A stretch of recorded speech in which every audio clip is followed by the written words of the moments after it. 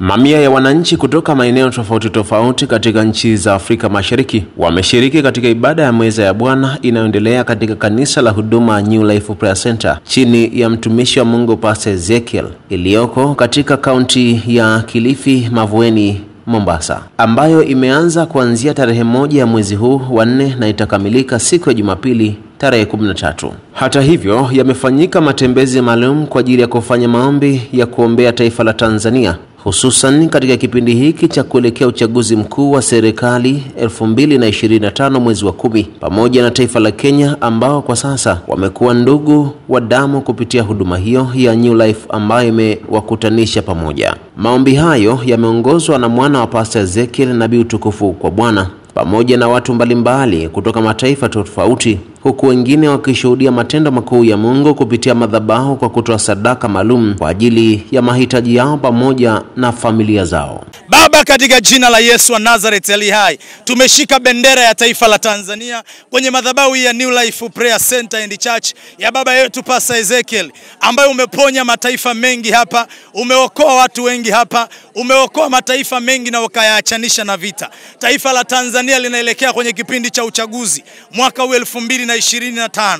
Bwana Yesu, tunaomba neno la amani, tunaomba neno la haki, tunaomba neno la utulivu, tunaomba neno la uchaguzi ambao utatawaliwa na amani na haki na uhuru. Yesu Kristo, hata baada ya uchaguzi isiwe ni uchaguzi ambao watu watahama nchi baada ya uchaguzi wakikimbia kutafuta amani kwa mataifa mengine. Kama ambavyo Tanzania imeendelea kuwa ni tunda la amani katika Afrika na dunia kwa ujumla, ibaki tunda hilo hilo hata baada ya uchaguzi. Kwa jina la Yesu Kristo wa Nazareth ali hai, kusiwe na umwagikaji wa damu. Bwana Yesu, tunaomba ya kwamba kushiriki meza ya Bwana leo ikawe uponyaji kwa taifa la Tanzania. Katika jina la Yesu Kristo. Bwana Yesu, tunatamka baraka katika taifa hili la Kenya tena. Tunatamka ustawi katika jina la Yesu Kristo. Tukiwa kwenye madhabahu hii ya baba yetu Pastor Ezekiel, wewe Mungu uliye hai, unayejua mioyo ya wanadamu, ambao ulimuita tangu kuumbwa ulimwengu na ukaweka nyota ndani yake, ili mataifa yakimbilie hiyo nyota, yapate kupona, yapate kufunguliwa, yapate kukombolewa. Yesu Kristo, tunatamka ya kwamba tukiwa kwenye hii madhabahu, baraka hii ikaenee pia na kwenye mataifa mengine. Tumeibariki Kenya na hakuna wa kuilani. Kenya istawi katika jina la Yesu Kristo. Kenya iwe nuru katika bara la Afrika kwa jina la Yesu Kristo. Tunaombea mataifa yote ambayo tumevuka bendera zake, tukitembea chini ya hizi bendera za mataifa yote. Tunaziombea amani, tunaziombea baraka, tunaombea ustawi katika jina la Yesu Kristo wa Nazareth ali hai. Yakawe Bwana na baraka na heri kila bendera ambayo tumeivuka hapa au inaonekana hapa, hilo taifa likabarikiwe, hilo taifa likapokea wokovu, hilo taifa likapokea uponyaji, hilo taifa likapokea ustawi, hilo taifa uchawi ukaondolewe kwa jina la Yesu Kristo.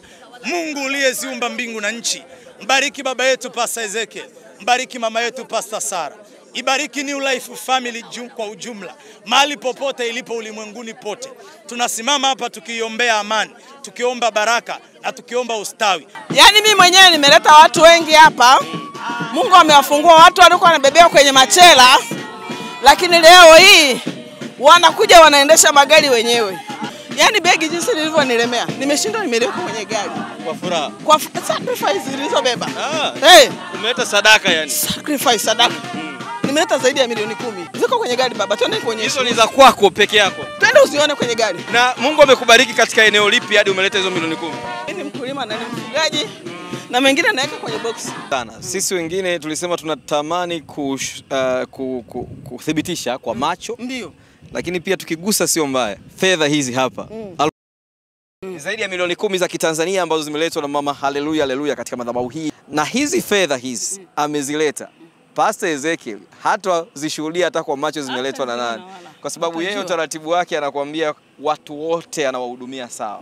Analeta fedha nyingi na analeta fedha ndogo, zote ni za Bwana. Na hizi fedha pia matumizi yake huwa zinarudi kuitumikia jamii, kuwasaidia watu. Mfano kule Tanzania alishatoa zaidi ya milioni 200 kwa ajili ya kuwasaidia watu kwenye yale mafuriko yaliyotokea kule Hanang, lakini pia alishatoa fedha kwa ajili ya ukarabati wa shule na huduma zingine za kijamii. Kwa hizi fedha zote zinarudi tena kumtumikia Mungu kupitia watu wako wa namna nyingine. Watoto yatima nasomesha wahitaji zaidi ya 400. Zaidi ya 400. Kwa hiyo hizi sadaka sio kama vile ambavyo watu wanaona kwenye mitandao na kukosoa, kwa sababu labda huwa hawafuatilii matumizi ya sadaka hizo ni yapi.